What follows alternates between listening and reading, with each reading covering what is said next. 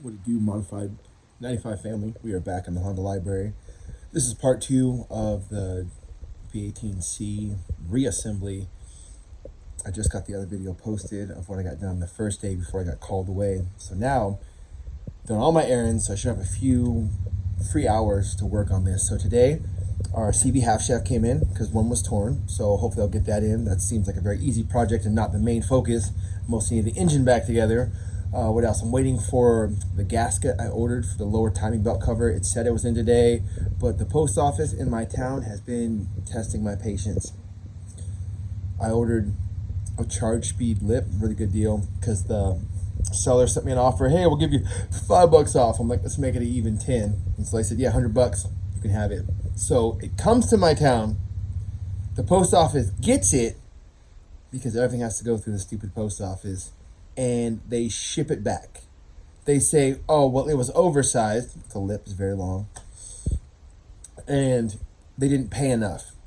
Whatever the difference in the cost, I could have paid that. So now, not only did I not get what I ordered at a deal, and then they're like, oh, well, we're not going to resend it. We'll just refund you. So I'm hoping that's divine intervention, that I probably didn't need that. Very cool knockoff charge speed style front lip. So we're gonna get the engine back together. I want to get the timing belt on today, and my housemate saved the day because I didn't want to put all this time and money and work into the engine and then blow it up when I started it, because as we were trying to figure out what was wrong, we took off the girdle and we saw some excessive wear in some of the main bearings, so that's why I ordered new main bearings and replaced them in the previous video. Well, I didn't know that my housemate, well, I didn't remember that my housemate had opened up my rod caps. I don't know, maybe one, maybe a couple of them. And so he messaged me after I told him I finished and got the oil pickup and the windage tray on. He said, hey, man, did you check the rod caps? And I said, no, man, I did not. So today I'm going to start by taking the windage tray off, the oil pickup off, not losing that little paper gasket I just put in there. And then I will... Man, if this is FedEx with my gasket, I'm going to be so happy they just pulled up. But then I will check all of the rod caps. I think they're going to go get torqued to 45 foot-pounds. And then I can put all those things back on. And then get the oil pan back on, let that set, and we'll try to show all that stuff. So give me 5 from my black hand side and let's go. So the reason the FedEx truck didn't bring me my package is because it was sent by UPS, and I should have known that because I just checked it. So here is where we left off. I took this valve cover back on. I'm just saying keep dust and contaminants out of here. Everything on the top end looks pretty good, so that's good. I don't see any metal flakes or anything funky in the top end. This is where we left off. I adjusted the cams. They're both cam gears are both facing up for when we do put the timing belt cover back on. That should be today. Coming down. Oh, I still need to go to the junkyard and get a new toe strap or toe hook thing for right there, one of the factory ones. So coming down here, this is why we're replacing this. All that crap right there, and I'm pretty sure I got the right one. It's sitting right behind me, and I'm pretty sure my tool can get in here. It started cracking, man. What the hell? These are like the something Buddy Club, some Skunk 2 extended lower control arms, and they're already like I don't think this is leaking, but that's very annoying. But I will pop this off so I can get this changed. That's the easiest thing today. But yeah, this is coming back off.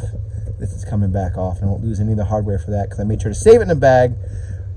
And then I'll get in here, and I'll have to go through my housemate's tools and get a 12-point socket, because most of my stuff is 6-point intentionally, because there's very few things that are 12-point besides like clutches and flywheels, which I do not do a lot of. So that, and then this, we're gonna put the bolt back in here, adjust this, try to thread this through appropriately, and my housemate's gonna check and tell me I did it wrong, but I'm gonna give it that old college try. Here we go.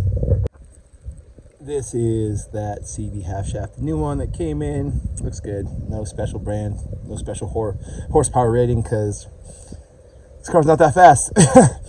So yeah, here's my setup. I had to lengthen it to get into behind the girdle. I was hoping I didn't have to take that off. I took it up to 45. Did the first one to 20, and then I checked the other ones, and they all clicked very easily because they were already set to that. And then we went up to 45, and they were all at that same pound-feet of torque. So only the first one was actually loose. So I'm 1,000% glad that I was reminded to check that, and I checked that. Oh, and I was looking at my extended lower ball joints, and they're blocks. That's what they are. Not really a fan of blocks rubber. I have not had these on for a very long time, and just thought that they would hold up better than they were, because the rubber boot is breaking, but no fluids leaking out, so no need to replace them like I'm doing that half shaft. And then now the windage tray goes on, and then the oil pickup, and then I think I can successfully seal on my oil pan and give that time to set up and dry, and then I can figure out how to put a timing belt back on. All right, I hope to show some more interesting parts of the visuals, not just talk about what I've already done. So this is the oil pan gasket. I like to get the one with a little metal strip in it. I don't know if you can see that one. It's supposed to not deform when all these are fastened down. And there's also some other cool features. It does come with a little bit of sealant, which I will use that on both sides.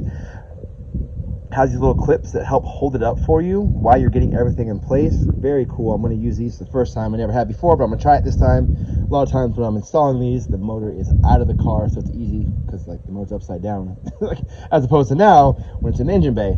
And this fits, part number, this fits like most B series Hondas, like 2 liter, 1.8 liter, 1.7, and 1.6. So I got the same part number for my B16 as is going on my GSR. And it might also be the same for an LS. Here's my oil pan. I tried to wipe out all the junk. I am going to clean up this better because there's still some RTB on there. So I'm going to maybe use like a little bit of wire wheel, just a real gentle one that's not going to score this. I'm going to clean this up. And under the engine where the oil pump and the block meet, I tried to wipe off that seal because some of the RTB squirts out when you finish getting that all torqued into place. And so what I'm going to do is I'm going to clean up that to make sure it's absolutely smooth. Then I will get this set up because I know I can get this on today, and I was thinking I need that seal for the lower part of my timing cover, not this part but the lower part, because that has to go on before my crank pulley goes on. Yeah, that's the right word. I said all the right words in that. Perfect. So that's what we're going to do right now. This is not too crazy of a step, not a lot of instruction needed to put on a oil pan gasket, but it can be kind of crucial because on my 2000, my silver hatch, that oil pan's leaking. Not sure why. So I got the mating surface nice and clean, not clean enough to eat off of, but I degreased it with brake cleaner, and I just made sure there was nothing that would stop this from seating. I especially cleaned off all these little nipples right there the best I could so that they would hold this in place. Right, and so what I'm going to do is I'm going to take that RTV, which is in my hand, and I'm going to put just a thin layer along the bottom of the block, around the oil pump, around the rear main seal, everything this contacts to them. And then these little pieces will hold that gasket up. And then they will allow, like I think they crush in a little bit, like once they're in, and they will allow this to slide past it. So everything will align so I can get it all fastened up there. And I'll also put probably some of that gasket stuff here as well because I just want to make sure that it seals and it does not leak. And this will sit, I think, I don't know what this says for how long it should sit. Oh, it says cures in 24 hours. So yeah, I'd say a minimum of 15 hours, but at least 24 hours. There will be no oil in this, and it will not be started until this is fully cured. That way nothing leaks out. These things are absolutely amazing. They made this job so easy, on top of having that metal strip in there where this is stiff. No more flaccid, floppy oil pan gaskets. Definitely shout that's only a couple extra bucks for this version over the regular one. Even the Honda factory one is just like rubber with nothing in it, so it's very difficult and you get stuff all over. My hands are still pretty clean, even though I'm wearing gloves. Got it in here. I just used the impact to gently just snug them all up after I did them all hand tight, make sure they're threaded on there, because the last thing I want to do is cross thread one of these tiny little bolts. Such crucial, or nuts or bolts, in such a crucial spot. And then I have to let it sit for about 10 or 15 to kind of get familiar with each other. And the RTV that's in there, I looked it up, 8.7 foot-pounds. So I set the torque wrench. It's really hard to torque things that low because the click is so silent. So I just had to go real slow and click, click, click, click all the way around. So I finally torqued it on right. I didn't over torque it. That could be why oil gaskets leak sometimes. oil pan gaskets. Not really sure. Now I'm gonna walk over to the post office, and in that time I'm gonna watch a video about how to put a timing belt on, and then hopefully my lower gasket, timing belt covered gasket, is there, and then this thing can hopefully go almost all the way together today. I walked to the post office because I was just irritated, but things have been going swimmingly as to the build. I was irritated because of my front lip getting sent back that I talked about at the beginning of the video, and I talked to the postmaster, who was just horrible at her job. Apparently, the guy only paid $6 postage to send a whole oversized front lip in a box. And everybody else in California who touched that package, save for her, didn't do their job. And so she's the only one that did her job. When that package was a quarter mile from my house, she thought, why don't I send it back, because this guy is trying to pull a fast one over the postal service. Super irritating. But that lower timing belt gasket arrived today at the post office with tracking number. Now, the postmaster said that they did not put my P.O. box number on it because this crap old town I live in, we don't get at-home delivery.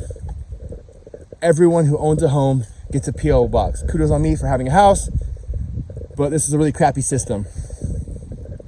So I have to make sure I put my box number on anything that I order. And if I don't do that, the post office will send back my order, whatever it is, or do something sketchy like this where they say there was some kind of error and they'll sort through it later or not today, and they put it off and just sit around and be lazy. So just grinding my gears today because that part is here, and this project could be 100% put back together. Well, when we get back, let's see if I can get this timing belt on correctly. I think I can. I have faith in myself. But this is mucho annoying. And I'm a very nice person, I'm a very kind person. But if I get that package and it has my P.O. box on there, because even on the email it says, this is your address, this is with the P.O. box, I am going to rage against the machine. All right, we're back at it. I was working on putting the timing belt back on, but obviously I'm under the car, so I'm not doing that right now. I get caught up in these moments of existential dread and self-doubt. Not that I don't think that I can do it, I just ran into a snag, and instead of getting frustrated and breaking something or putting something back together incorrectly, I'm waiting for my housemate to get home, so he will help me with that. In the meantime, I'm just moving on to things that are within my ability. I removed a lot of the suspension pieces. I'll show you this from this, like that lower bracket that holds the strut to the lower control arm. Just making up words as I go along. That's very easy, 10 to 12, and that pops off. And then I need somebody, if you guys want to come over, my housemate will be home, to step on the brakes. That way I can put that giant 32 millimeter socket on the axle nut and break that loose. If I had the right reducer,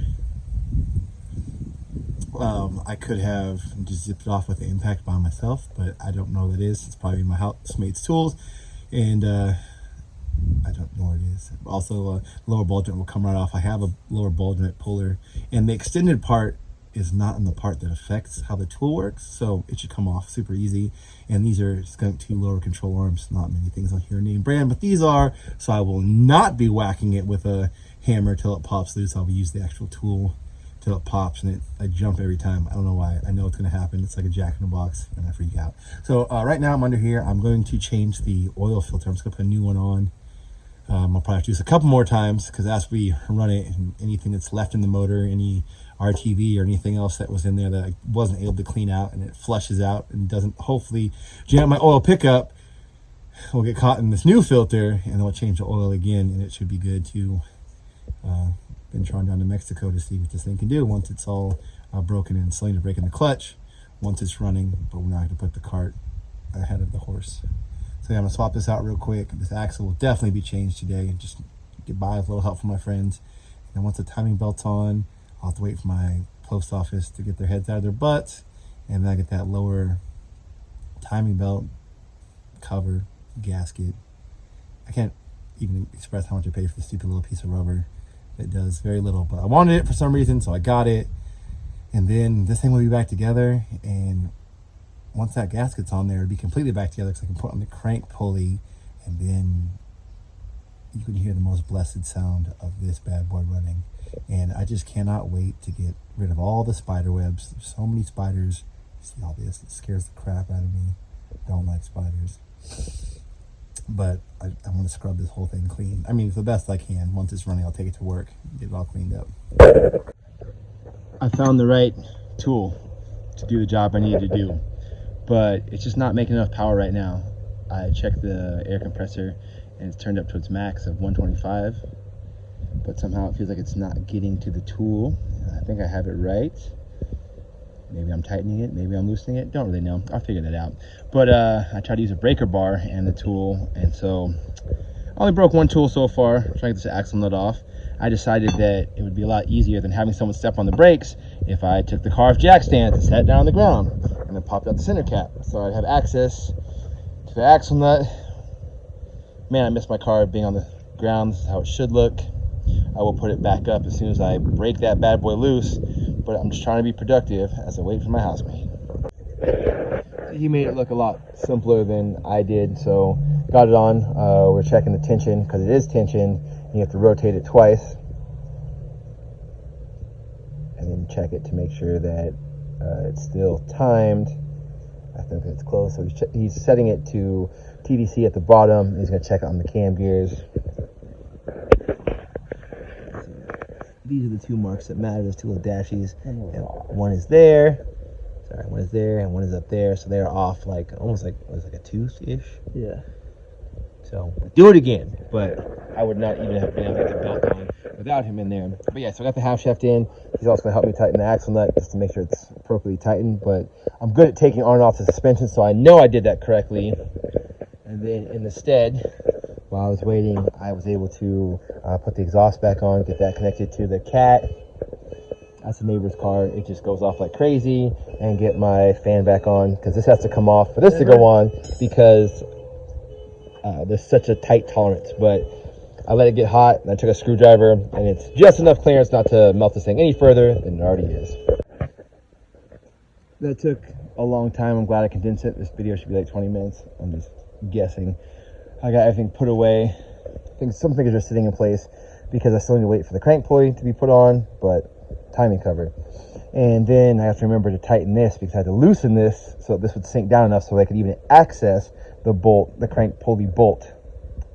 So yeah, timing is on, timing is set. I'm glad I asked for help because I would have not gotten it myself. And then I didn't know how to recheck it. So after you get the timing set, you crank it, and when it comes back around after 2 full rotations, the timing marks that are on the cam gear should be in the same position. And the first time we did it, one was up, one was down. You know, like my cockeyed first girlfriend, when I was up, when I was down. So then, without taking the belt off, if you go to the bottom and turn it the opposite way as it's where it normally spins, the tensioner will loosen up on its own because I guess it like keeps tension by rotating in the correct fashion. So he was able to loosen it, and he slid the belt off, and then he turned the cam gear that was off a little bit, put it back on, and we did that like twice, and then now it's on, and the lower timing mark matching with the timing marks on the cam gears. So this is set. I'm so stoked. This is the most that this car has been together for a very long time. So this is the end of the day. It's the end of the video. As soon as it's together, it's going to be washed. I'm going to be back on the street. I am so ecstatic. And then I'm going to work on all my other projects that are sitting idly by, needing some love. All right, Modified family, peace.